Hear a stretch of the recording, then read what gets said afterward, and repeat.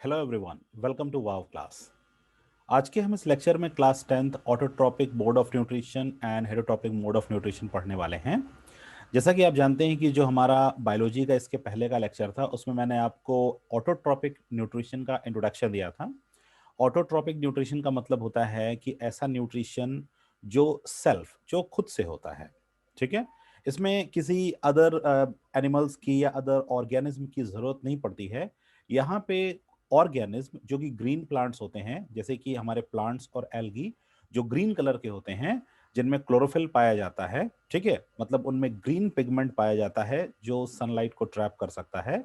वो easily autotrophic mode of nutrition कर सकते हैं कुछ रॉ मटेरियल्स की हेल्प से, लाइक कार्बन डाइऑक्साइड, वाटर, जैसे कि सनलाइट और क्लोरोफिल। इन चार चीजों की हेल्प से वो ऑटोट्रॉपिक मोड ऑफ न्यूट्रिशन कर लेते हैं। ठीक है, तो लास्ट टाइम मैंने आपको इसको एलैबोरेट करके भी बताया था कि ऑटोट्रॉफ जो होते हैं वो ऐसे ऑर्गेनिज्म को ऑटोट्रॉफ हम कहते हैं जो ये काम करते हैं। मतलब जो ऑटोट्रॉपिक मोड ऑफ न्यूट्रिशन करते हैं उनको हम ऑटोट्रॉफ के नाम से जानते हैं। ठीक है, और ऑटोट्रॉफ सिंपल इनऑर्गेनिक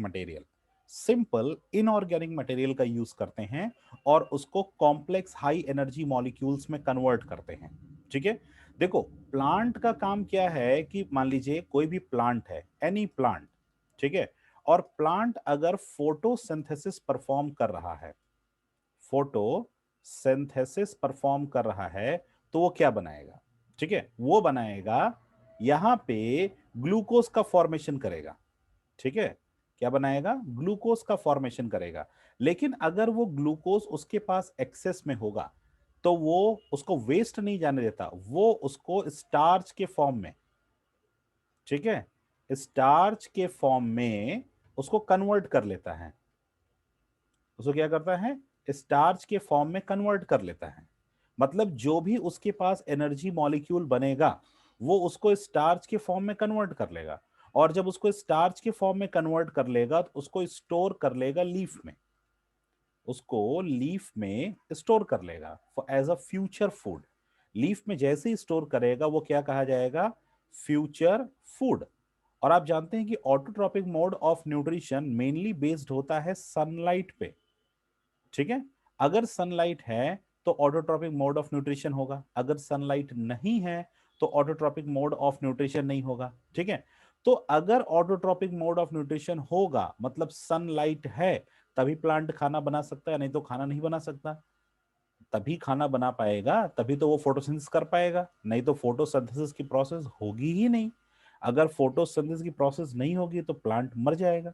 और प्लांट नहीं मरे इसलिए वो ये जो स्टार्च स्टोर करके रखता है, इस स्टार्च को हम कहते हैं future food.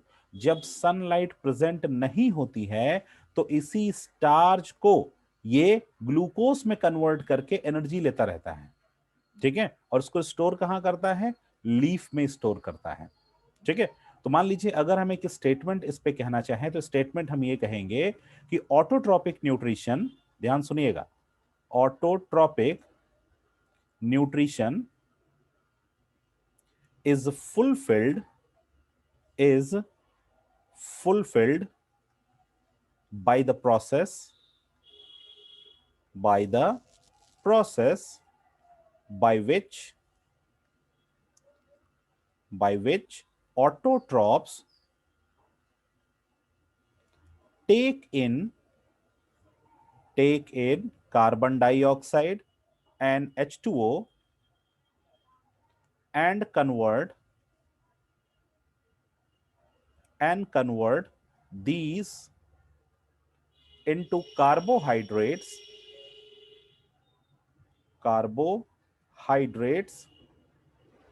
in the presence of in the presence of chlorophyll,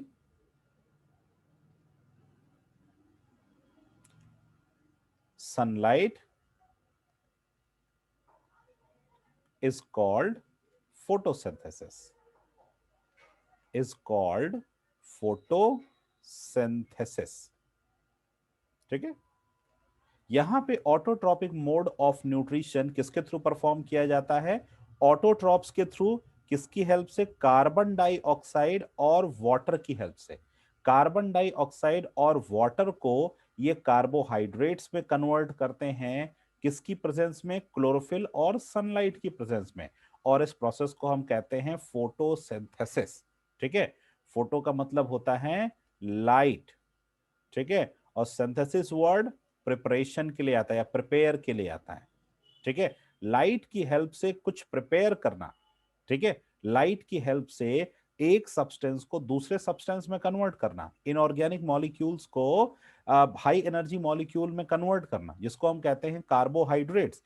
और कार्बोहाइड्रेट्स एक हाई एनर्जी मॉलिक्यूल होता है।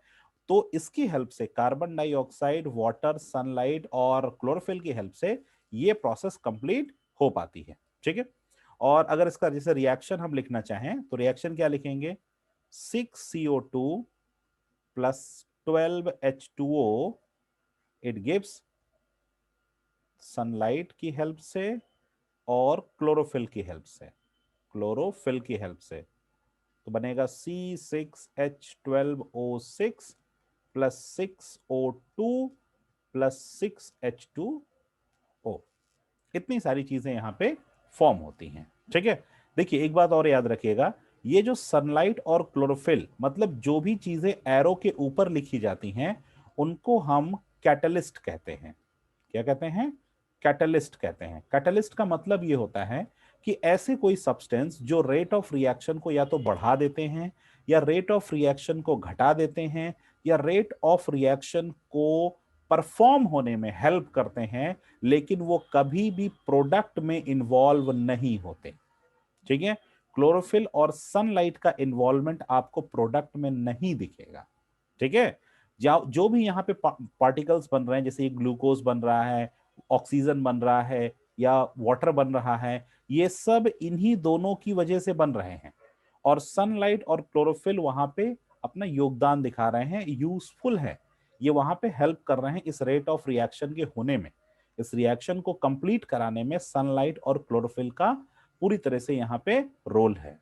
ठीक है, तो सनलाइट और क्लोरोफिल यहाँ पे हम कैटलिस्ट की तरह देखेंगे कि ये यहाँ पे कैटलिस्ट है। चलिए आगे बढ़ते हैं। अगर हम बात करें raw material for photosynthesis, raw material for photosynthesis, photosynthesis, ठीक है, अब फोटोसिंथेसिस के लिए क्या रॉ मटेरियल हो सकता है? देखिए सबसे पहला तो सनलाइट, सनलाइट, फिर आ जाएगा क्लोरोफिल। ठीक है, और क्लोरोफिल क्या करता है? सनलाइट को एब्जॉर्ब करता है, यहां पे हम लिखेंगे एब्जॉर्ब। ठीक है, सनलाइट को क्या करता है? एब्जॉर्ब करता है। नेक्स्ट ये है कार्बन डाइऑक्साइड, किसके थ्रू आती है? इंटर्स थ्रू स्टोमेटा, इंटर्स थ्रू स्टोमेटा। ठीक है, नेक्स्ट क्या आता है? Water, H2O। ठीक है, और वाटर के साथ और भी चीजें होती हैं, वाटर के साथ यहां पे वाटर प्लस डिजॉल्व्ड मिनरल्स होते हैं, डिजॉल्व्ड मिनरल्स। ठीक है, लाइक जैसे नाइट्रोजन, ठीक है, फास्फोरस एटसेट्रा। ये सारे जो मिनरल्स होते हैं ये कहां से आते हैं? रूट्स से आते हैं, दे एब्जॉर्ब थ्रू रूट्स। तो number 1 sunlight, number 2 chlorophyll, number 3 carbon dioxide and number 4 water. ठीक है, ये सारी चीजें क्या करती हैं? ये सारी चीजें रॉ मटेरियल है, ये सब रॉ मटेरियल हैं जो फोटोसिंथेसिस के परफॉर्म होने में अपना रोल प्ले करते हैं। अगर ये सारी चीजें नहीं होंगी तो फोटोसिंथेसिस नहीं होगा। ठीक है, चलिए अब एक चीज और देखते हैं यहाँ पे कि अगर हम कहें site for photosynthesis, site for photosynthesis, photosynthesis की THESIS, फोटोसिंथेसिस, फोटोसिंथेसिस की साइट क्या होती है? फोटोसिंथेसिस साइट है क्लोरोप्लास्ट, क्लोरोप्लास्ट। ठीक है, क्लोरोप्लास्ट कहां पे होता है? लीफ में होता है। और क्लोरोप्लास्ट कंटेन क्या करता है? यहां पे लिखेंगे कंटेन्स क्या कंटेन करता है ये? It contains chlorophyll. ठीक है, क्लोरोफिल। और क्लोरोफिल को हम क्या कहते हैं? Green pigment. Chlorophyll called as green pigment.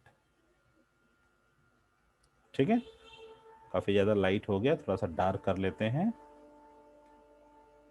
फिर से मैं लिख देता हूं इसको, ग्रीन पिगमेंट। ठीक है, क्लोरोप्लास्ट लीफ में होता है। लीफ में उसका काम क्या होता है? क्लोरोप्लास्ट ऐसे समझ लीजिए कि छोटा छोटा पैकेट होता है। क्लोरोप्लास्ट क्या है? छोटे छोटे पैकेट्स होते हैं। ये पैकेट्स कहां प्रेजेंट होते हैं? लीफ के अंदर प्रेजेंट होते हैं। इनका काम क्या होता है? ये क्लोरोफिल को कंटेन करते हैं। ठीक है, इसके अंदर क्लोरोफिल भरा हुआ होता है। और जैसे आपने जेलीज वाली टॉफी देखी है ना, तो आपने देखा होगा टॉफी का रैपर होता है। ठीक है, और वो टॉफी एक डिब्बे में आती है, और रैपर के अंदर वो छोटी छोटी जेलीज होती है ना, रेड कलर की, ग्रीन कलर की, पिंक कलर की जेलीज होती हैं टॉफी वाली। और जेलीज देखा आपने? तो उस डिब्बे को मान लीजिए कि वो लीफ है। ठीक है, और उस लीफ के अंदर वो जो छोटी छोटी टॉफीज की रैपर्स हैं वो क्या हैं? क्लोरोप्लास्ट हैं। और उस क्लोरोप्लास्ट के अंदर क्या भरा हुआ है? क्या भरा है बताइए? उसके अंदर क्या भरा हुआ है? उसके अंदर क्लोरोफिल भरा हुआ है। उस जेलीज को आप रिप्रेजेंट कर सकते हैं क्लोरोफिल से। ठीक है, जेलीज को आप रिप्रेजेंट कर सकते हैं क्लोरोफिल से। तो जेलीज क्या है? Green pigment. और ये ग्रीन पिगमेंट क्या है? क्लोरोफिल है। और ये क्या काम करते हैं? सनलाइट को ट्रैप करने का काम करते हैं। ठीक है, चलिए अब जो टॉपिक बता रहा हूं आपको बहुत ही ज्यादा इंपॉर्टेंट है। वो क्या है? Main events of photosynthesis. Photosynthesis, photosynthesis के मेन इवेंट्स कौन कौन से होते हैं? मतलब ये कह सकते हैं कि फोटोसिंथेसिस के समय क्या क्या चीजें होती हैं। ठीक है, मेन इवेंट फॉर फोटोसिंथेसिस।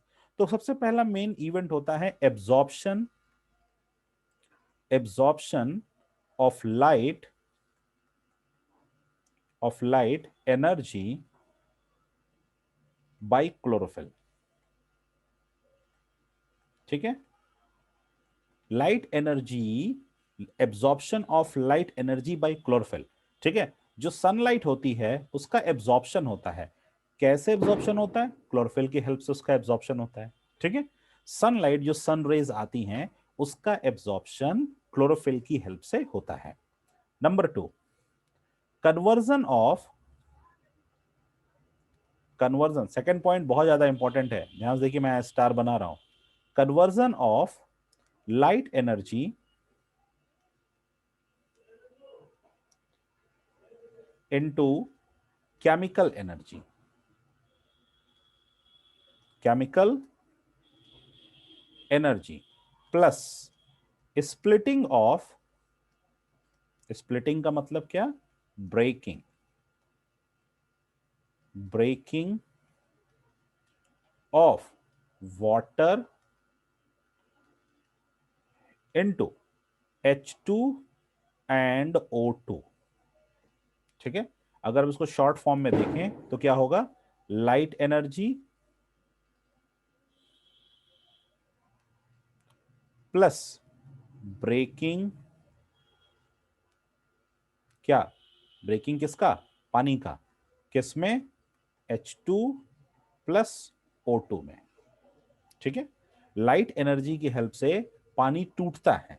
मतलब यहां पे हम ये कह सकते हैं light energy converted into chemical energy.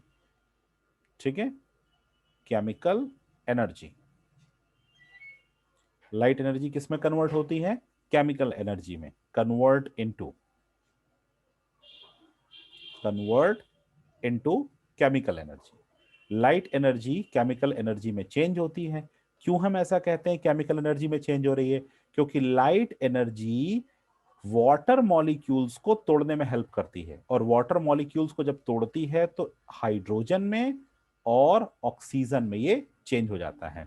जबकि ऐसी कोई भी नॉर्मल फिजिकल प्रोसेस नहीं है जिसमें लाइट की हेल्प से वाटर मॉलिक्यूल्स को तोड़ा जा सके, लेकिन प्लांट में ऐसा पॉसिबल हो जाता है। क्योंकि अगर आपने केमिस्ट्री थोड़ी सी पढ़ी हो तो आपने देखा होगा वहां पे एक रिएक्शन होती है, इलेक्ट्रोलिटिक डीकॉम्पोजिशन रिएक्शन। जब हम वाटर में इलेक्ट्रिसिटी पास करते हैं तो वाटर हाइड्रोजन और ऑक्सीजन में टूट जाता है, लेकिन सनलाइट की लाइट एनर्जी इतनी पावरफुल होती है कि वो वाटर मॉलिक्यूल्स को हाइड्रोजन और ऑक्सीजन में आसानी से तोड़ देती है। ठीक है, नेक्स्ट थर्ड पॉइंट क्या कहता है? Reduction of CO2 to carbohydrates. ठीक है, ये पॉइंट जो है, ये 3 पॉइंट मैंने आपको बताए हैं। पहला पॉइंट क्या है? Absorption of light energy by chlorophyll. दूसरा पॉइंट है लाइट एनर्जी की हेल्प से वाटर टूटता है हाइड्रोजन और ऑक्सीजन में, मतलब लाइट एनर्जी चेंज होती है केमिकल एनर्जी में। और थर्ड पॉइंट है reduction of carbon dioxide to carbohydrates. जो कार्बन डाइऑक्साइड है वो बदल रहा होता है, वो रिड्यूस हो रहा होता है किसमें? कार्बोहाइड्रेट में। ठीक है, carbon dioxide reduce to form, carbon dioxide जो होते हैं वो चेंज हो रहे होते हैं कार्बोहाइड्रेट्स में। किसके साथ मिलकर? वाटर और, सॉरी वाटर नहीं, ये जो आपका जो वाटर टूट गया हाइड्रोजन और ऑक्सीजन में, उसके साथ मिलकर ये किस में बदल रहे होते हैं? कार्बोहाइड्रेट्स में। क्योंकि आपने ग्लूकोज का फॉर्मूला देखा है C6H12O6, उसमें कार्बन भी है, हाइड्रोजन भी है, ऑक्सीजन भी है, सारी चीजें वहां पे इन्वॉल्व होती हैं। कार्बन, हाइड्रोजन एंड ऑक्सीजन सब कुछ वहां पे इन्वॉल्व है। तो वो सिर्फ कार्बन डाइऑक्साइड से पॉसिबल नहीं है, कार्बन डाइऑक्साइड के साथ साथ वो वाटर मॉलिक्यूल भी जिम्मेदार है कार्बोहाइड्रेट के फॉर्मेशन में। ठीक है, चलिए अब एक बहुत इंपॉर्टेंट स्ट्रक्चर है, उस इंपॉर्टेंट स्ट्रक्चर को हम कहते हैं स्टोमेटा। ठीक है, बहुत स्मॉल, बहुत छोटी क्लासेस से आपने इसके बारे में पढ़ा होगा कि स्टोमेटा। ठीक है, एक्चुअली स्टोमेटा होते क्या हैं? स्टोमेटा जो हमारी लीफ होती है ना, जैसे ये हम यहाँ पे एक लीफ बना दें, ये देखिए, ये हमारी लीफ है। ठीक है, तो ये जो लीफ होती है, इस लीफ के सरफेस पे मतलब इस लीफ के ऊपर यहां पे ये स्टोमेटा होते हैं। ठीक है, लोअर साइड भी होते हैं और अपर साइड भी होते हैं। ठीक है, लीफ के लोअर साइड भी स्टोमेटा और अपर साइड भी स्टोमेटा। ये तो मैं ऐसे जनरल बना रहा हूं, मैं भी आपको पूरा एक स्टोमेटा बना के दिखाता हूं। ठीक है, ये इस तरह से होते हैं। कई बार क्वेश्चन एग्जाम में क्वेश्चन पूछता है कि लीफ लीफ ओवर ट्रांसपिरेशन से बचने के लिए या एक्सेस ट्रांसपिरेशन से बचने के लिए अपने आप को कैसे अडेप्ट किया है, कैसे अडेप्ट किया है। ठीक है, तो याद रखिएगा वहां पे ये बहुत अच्छा क्वेश्चन है कि लीफ कैसे वेल अडेप्टेड है एक्सेस ट्रांसपिरेशन को रोकने के लिए। एक्सेस ट्रांसपिरेशन को रोकने के लिए लीफ कैसे वेल अडेप्टेड है? पहली बात तो लीफ का छोटा होना ट्रांसपिरेशन रेट को रोकता है, क्योंकि सनलाइट उस पर कम पड़ेगी और जब सनलाइट कम पड़ेगी तो ट्रांसपिरेशन कम होगा। दूसरी बात, ठीक है, दूसरी सबसे इंपॉर्टेंट बात यह है कि जो ये स्ट्रोमेटा होते हैं ये एक्सचेंज ऑफ गैसेस में और ट्रांसपिरेशन ऑफ वाटर में हेल्प करते हैं। ट्रांसपिरेशन का मतलब होता है एक्सेस वाटर का रिमूवल। तो इसमें जो स्ट्रोमेटा होते हैं लीफ में, वो लोअर पोर्शन पे ज्यादा होते हैं और अपर पोर्शन पे कम होते हैं। लीफ इस तरह से अपने आप को अडेप्ट कर रही हैं, मतलब या कर चुकी हैं, कि जिससे कि लोअर पोर्शन पे ज्यादा स्ट्रोमेटा का फॉर्मेशन होता है और अपर सरफेस पे कम स्ट्रोमेटा का फॉर्मेशन होता है। ठीक है, तो लोअर सरफेस पे स्ट्रोमेटा ज्यादा होंगे तो वहां पे सनलाइट कम लगेगी और ट्रांसपिरेशन रेट मतलब मीडियम रहेगा, बहुत ज्यादा नहीं होगा। क्योंकि अगर ज्यादा पानी प्लांट से निकल जाएगा तो प्लांट जो है वो सूख जाएगा, डिस्ट्रॉय हो जाएगा, डाई हो जाएगा, मर जाएगा। ठीक है, तो स्टोमेटा का काम क्या होता है? देखो पहली बात तो स्टोमेटा होते क्या है? स्टोमेटा टाइनी पोर्स होते हैं, छोटे छोटे छेद होते हैं, present present on the surface of leaf, on the surface of leaf.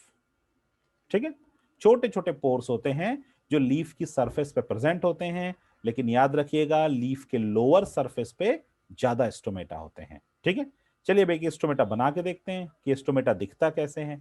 देखिए सिंपल सा मैं आपको सिस्टम बता रहा हूं बनाने का। दो ऐसे बीन शेप्ड, देखिए ये ऐसे आपने बनाया, पहला बीन शेप्ड बनाया और आपने दूसरा बीन शेप बनाया, दो बीन शेप आपने बना लिया। और उसके बाद इसको ऐसे ऐसे एक लाइन से जोड़िए, फिर एक इधर लाइन से जोड़िए, ये जोड़ा, ये हुआ और ये हुआ, बन गया स्टोमेटा कंप्लीट। ठीक है, ये स्टोमेटा कंप्लीट हो गया।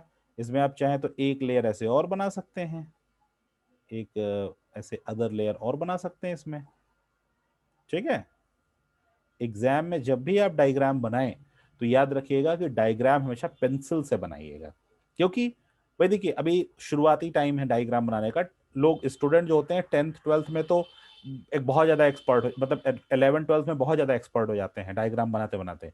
लेकिन अगर आपकी डायग्राम बनाने की प्रैक्टिस नहीं है तो याद रखिएगा कि आपको करना क्या है कि आपको जो डायग्राम बनाना पेंसिल से बनाइएगा। हाँ, भले आप मार्किंग ब्लैक पेन से कर दीजिए, वैसे ब्लैक पेन तो अब अलाउड ही नहीं है। ठीक है, पेंसिल से ही मार्किंग करिए और पेंसिल से ही बनाइए। ठीक, और ज्यादा रिस्क लेने की आपको जरूरत नहीं है। तो ये जो अपर लेयर होती है इसको हम एपिडर्मिस कहते हैं, एपिडर्मिस। ठीक है, ये गार्ड सेल होते हैं, गार्ड सेल। इसको हम स्टोमेटल पोर, स्टोमेटल पोर या स्टोमेटल ओपनिंग कहते हैं। ठीक है, अलग अलग बुक में अलग अलग नेम से दिया है, स्टोमेटल पोर या स्टोमेटल ओपनिंग के नाम से जाना जाता है। और इसके जो ये जो सरफेस आपको दिख रहा है बीन शेप्ड, ये जो किडनी शेप्ड है, ये जो सरफेस आपको दिख रहा है इस पे ये क्लोरोप्लास्ट आपको दिखाई देते हैं। ठीक है, ये है क्या, they are called as chloroplast.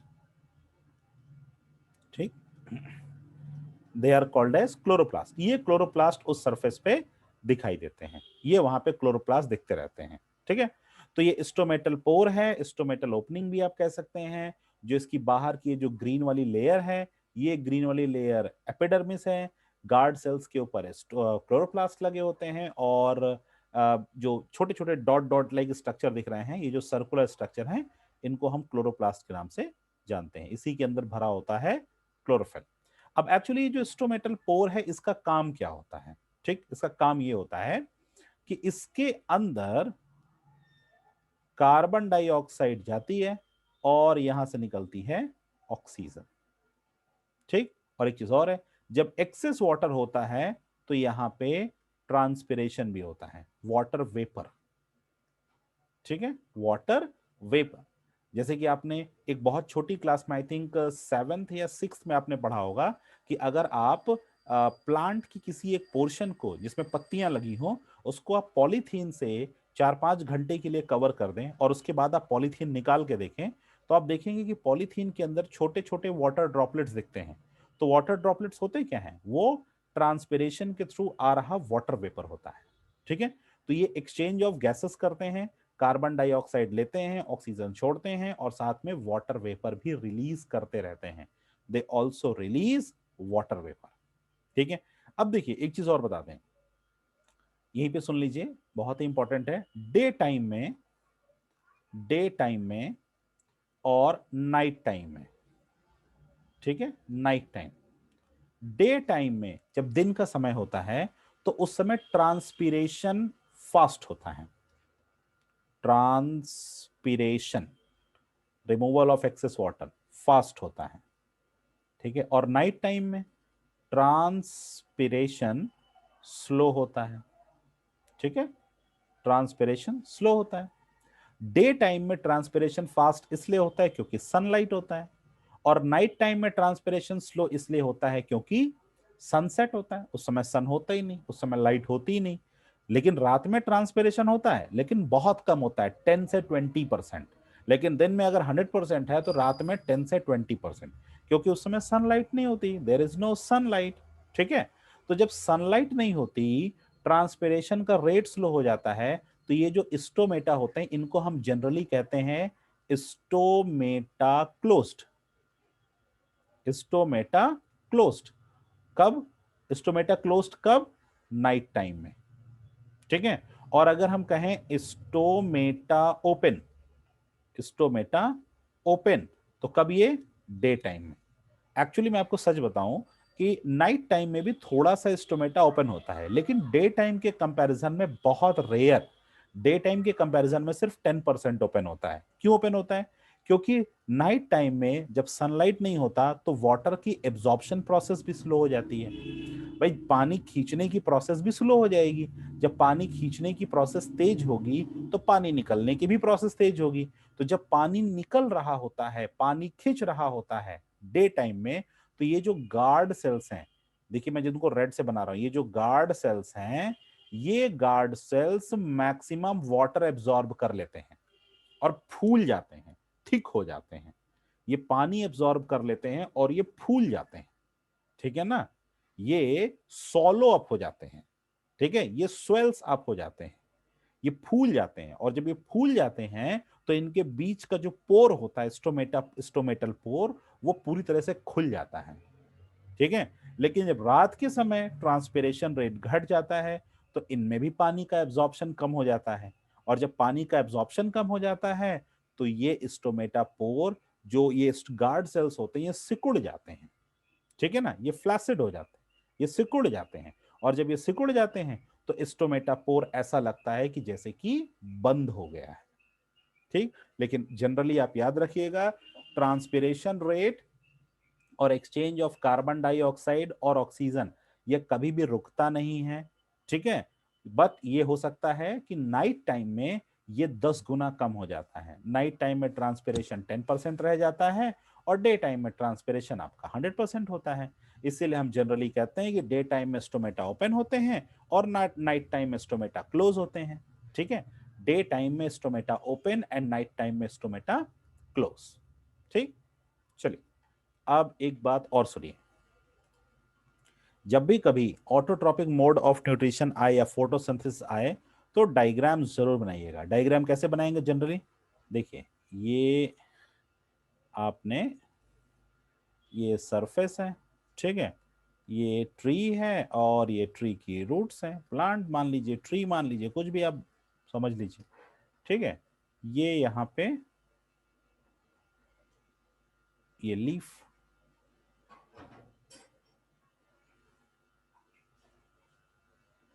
ऐसे आप इसमें लीफ बना देंगे। एक लीफ आप इधर ही बना दीजिए, ये, ठीक है, ये लीफ हो गई। अब देखिए, वाटर एंड मिनरल, ये सन है, ये क्या है? सन है।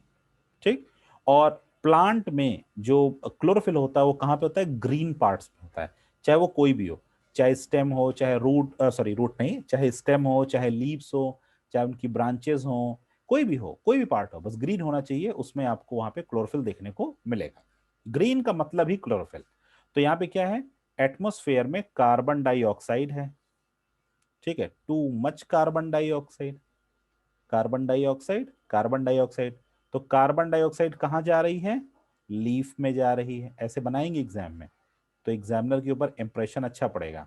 ठीक, और लीफ क्या रिमूव कर रहा है, क्या दे रहा है हमको? Oxygen. Leaf remove oxygen. Leaf क्या दे रहा है? ऑक्सीजन दे रहा है। चलिए, एक स्टेप हो गया कंप्लीट। सनलाइट, सनलाइट, ये सनलाइट हमने बना दी, सन के चारों तरफ सनलाइट बना दी।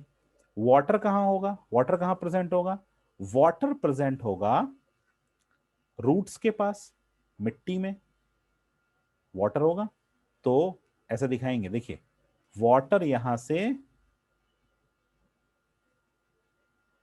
ये ऊपर बना दिया, ये लीफ की तरफ, ये इधर लीफ की तरफ, ये इधर लीफ की तरफ। ठीक है, और यहां पे लिखेंगे मूवमेंट ऑफ वाटर, यहां पे आप लिखेंगे movement of water, movement of water. ठीक है, पानी ऊपर की ओर जा रहा है। ठीक है, पानी ऊपर की ओर जा रहा है, तो यहां पे एरो बना देंगे, ये इधर, ये इधर, ये इधर और ये इधर। ठीक है, अब देखिए डायग्राम कितना अच्छा लग रहा है। इस तरह से आप एग्जाम में बनाएंगे। अब ये मत सोचिएगा कि मैंने यहाँ कलरफुल बनाया है, आप पेंसिल से बनाएंगे तो क्या होगा, नहीं, ऐसा ही बनाइएगा, पेंसिल से ही बनाइएगा।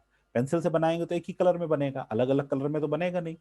तो उसकी चिंता आप नहीं करिए, आपका डायग्राम इंप्रेसिव होना चाहिए, इंफॉर्मेटिव होना चाहिए। ठीक है, कलर कोई मतलब नहीं, कलर हो ना हो उससे कोई इफेक्ट नहीं पड़ता।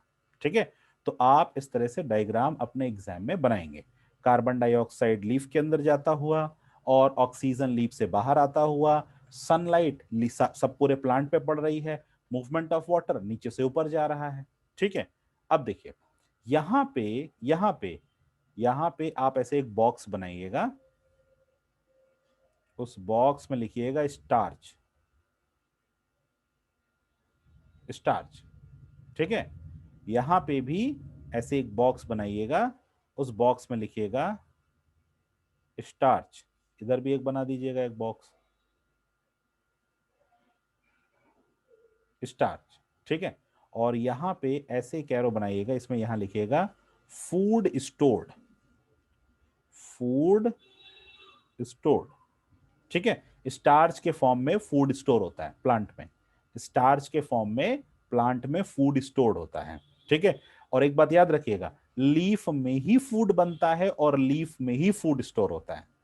ठीक है, food prepared in leaves, food prepared, food कहां प्रिपेयर होता है, फूड प्रिपेयर होता है लीव्स में, और फूड स्टोर कहां पे होता है, फूड स्टोर भी होता है लीव्स में।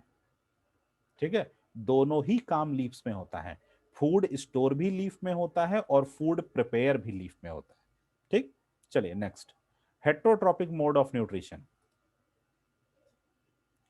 नेक्स्ट है हेट्रोट्रॉपिक, ये कहां से ब्लिंक कर रहा है मुझे नहीं समझ में आ रहा है। ओके अच्छा ये है हेट्रोट्रॉपिक मोड ऑफ न्यूट्रिशन,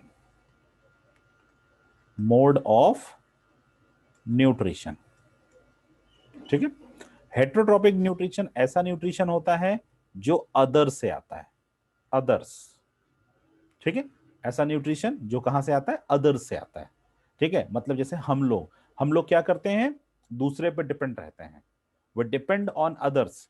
हम अपना खाना खुद से नहीं बना सकते, हमारे पास कोई पिगमेंट नहीं है, हमारे पास कोई पिगमेंट नहीं है जिससे कि हम अपना खाना खुद से नहीं बना सकते, लेकिन प्लांट के पास अपना पिगमेंट है।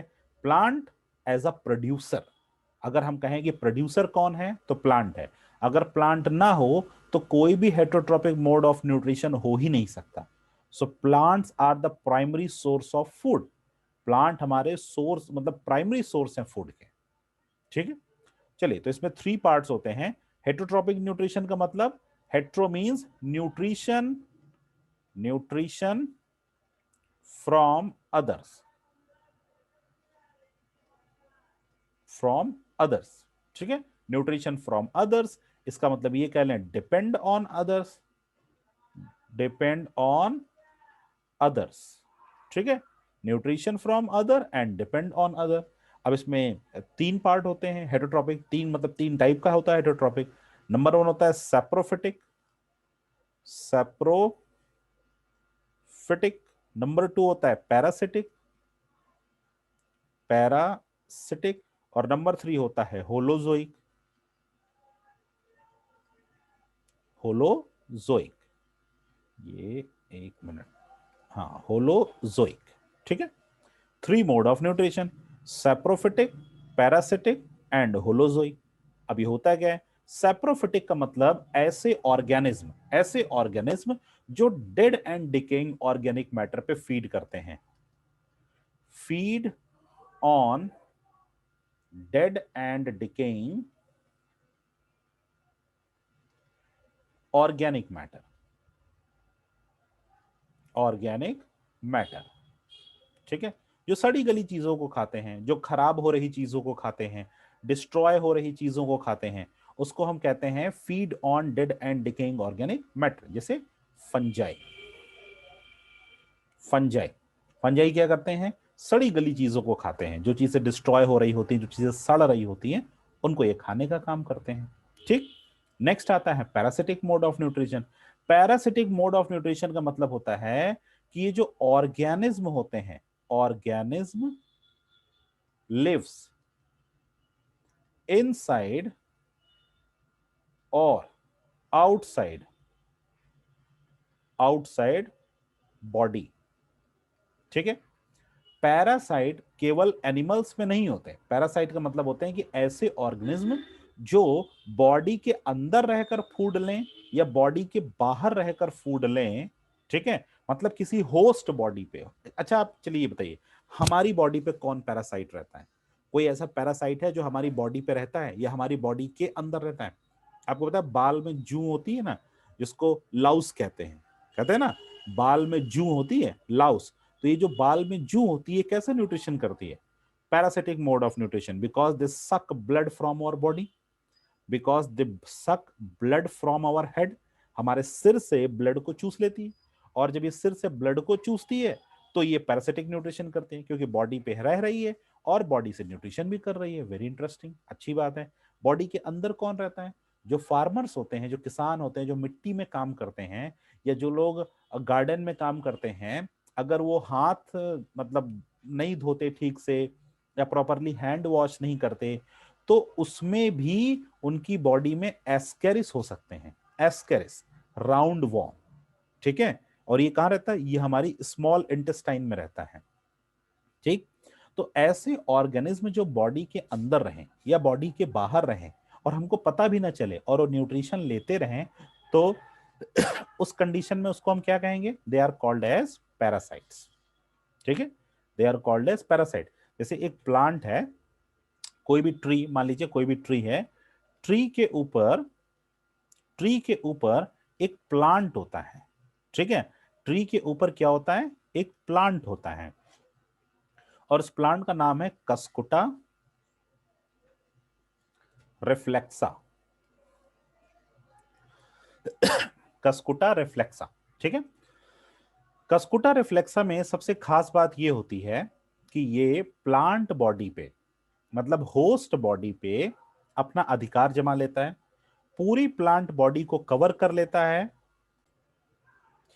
पूरे प्लांट बॉडी को कवर कर लेता है कस्कुटा रिफ्लेक्सा। और क्या करता है ये? इसके पास एक सकिंग स्ट्रक्चर होता है जिसको कहते हैं हाउस्टोरिया, हाउस्टोरिया, ठीक है। और ये हाउस्टोरिया ट्री के ट्रंक में या ट्री की ब्रांच में इंसर्ट कर देता है और इस ट्री से चिपक के रहता है, इसकी बॉडी से चिपक के रहता है। तो ट्री के अंदर जितने भी न्यूट्रिएंट्स होते हैं ये कस्कुटा लेता रहता है, ठीक है ना, कस्कुटा रिफ्लेक्सा। और सबसे मजे की बात यह है कि अगर आप कस्कुटा रिफ्लेक्सा को मिट्टी से उखाड़ दें, लेकिन ये ट्री पे चिपका हुआ हो, ट्री पे कनेक्टेड हो, तो ये जिंदा रहेगा, ये मरेगा ही नहीं। ग्रो करेगा मिट्टी से, ग्रो करेगा मिट्टी से, लेकिन जब ये इसको ट्री का सपोर्ट मिल जाता है तो ये उस पर चिपक जाता है और अपने हाउस्टोरिया, सकिंग स्ट्रक्चर्स, हाउस्टोरिया को हम क्या कहते हैं? सकिंग, सकिंग स्ट्रक्चर्स, ठीक है। सकिंग स्ट्रक्चर्स को प्लांट के अंदर इंसर्ट कर देता है, और जब ये प्लांट के अंदर इसको इंसर्ट करता है तो वहां से न्यूट्रिएंट्स को चूसता रहता है, ठीक है। तो ऐसे ऑर्गेनिज्म जो बॉडी पे रहें या बॉडी में रहें, ऊपर रहें या अंदर रहें, ठीक है, और रह के न्यूट्रिशन लें, उनको हम कहते हैं पैरासाइट, ठीक है।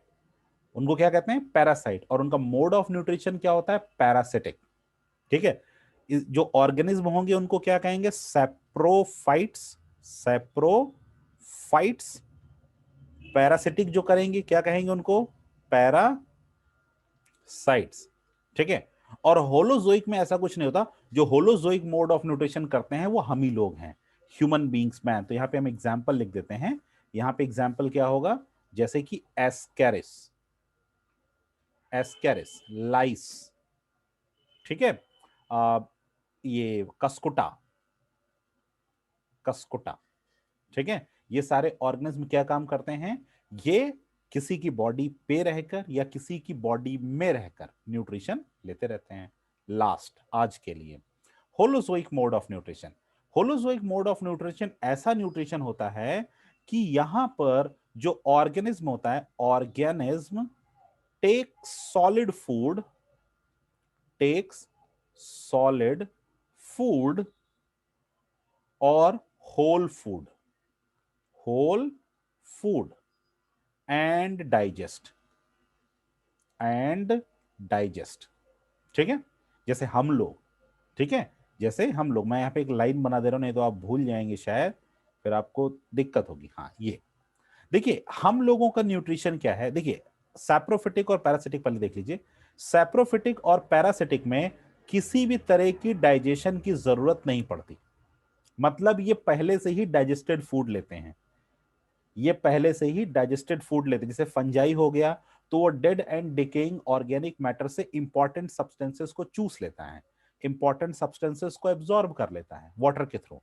पैरासाइट में क्या हो गया, पैरासाइट में ये भी डाइजेस्टेड फूड सब्सटेंसेस को ले लेते हैं। जैसे कि अगर किसी ने ब्लड को सक किया तो ब्लड क्या है, डाइजेस्टेड फूड है, ब्लड को डाइजेस्ट करने की जरूरत नहीं है, ब्लड एक डाइजेस्टेड फूड है। अभी तक सैप्रोफिटिक और पैरासिटिक में डाइजेशन मतलब ब्रेकडाउन ऑफ फूड की प्रोसेस नहीं है, ठीक है। लेकिन जब हम होलोजोइक मोड ऑफ न्यूट्रिशन में आए तो वहां पे डाइजेशन की प्रोसेस है। हम पहले पूरा सॉलिड फूड खाते हैं, ठीक है, उसके बाद वो डाइजेशन की प्रोसेस में इन्वॉल्व होता है। लेकिन सैप्रोफिटिक और पैरासिटिक में ऐसा बिल्कुल भी नहीं होता। सैप्रोफिटिक और पैरासिटिक में ब्रेक डाउन ऑफ फूड नहीं होता, वो पहले से ही सब्सटेंस को ब्रेक डाउन करके मतलब डाइजेस्टेड आइटम्स को ही उठाते हैं। लेकिन यहां पर होलोजोइक में जैसे हम लोग हो गए, ह्यूमन हो गए, एनिमल्स हो गए, डॉग, कैट, काउ, ठीक है, हॉर्स, ये सब क्या करते हैं, होलोजोइक मोड ऑफ न्यूट्रिशन। पहले सॉलिड फूड या पूरा खाना, पहले पूरा खाना हम लोग खा लेते हैं फिर डाइजेस्ट करते हैं। लेकिन ये लोग ब्रेक डाउन हुआ खाना ही खाते हैं, मतलब डाइजेस्टेड फूड आइटम्स ही लेते हैं। कौन कौन, सैप्रोफिटिक एंड पैरासिटिक। लेकिन होलोजोइक में क्या होता है, होलोजोइक में सॉलिड फूड लिया मतलब पूरा फूड हमने खाया और उसके बाद डाइजेशन की प्रोसेस में गए। तो इसका एग्जाम्पल क्या है, इसका एग्जाम्पल है human beings, animals, higher animals, dogs, cats, buffaloes, ये सब क्या है, इनका एग्जाम्पल है, ठीक है। तो आज का ये लेक्चर हम यहीं पे खत्म करते हैं। नेक्स्ट लेक्चर में हम पढ़ेंगे how do organism obtain their food, कैसे ऑर्गेनिज्म अपना फूड ऑब्टेन करते हैं। जैसे अमीबा हो गए, पैरामीशियम हो गए, हम अमीबा का देखेंगे, हमारे कोर्स में अमीबा का हम उसका देखेंगे कि ऑर्गेनिज्म फूड कैसे ऑब्टेन करते हैं, ठीक है।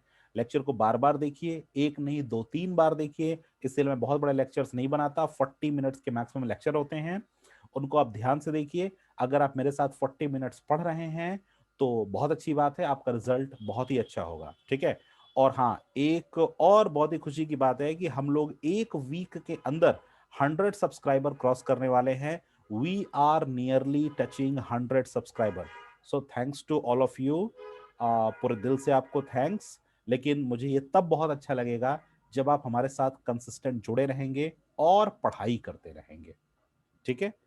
पहला मेरा मेन मोटो जो है वो ये है कि आपको हमारी बताई हुई चीजें समझ में आनी चाहिए। अगर किसी चीज में कोई डाउट होता है, थोड़ा सा भी अगर आपको डाउट लगे कि हाँ इन चीजों में हमको डाउट है, सर इसको फिर से एक्सप्लेन करिए, या ये थोड़ा सा मुझे समझ में नहीं आया, तो जरूर आप कमेंट बॉक्स में लिख भेजिए। Okay, thank you everyone, thank you for joining us, have a great day, good day.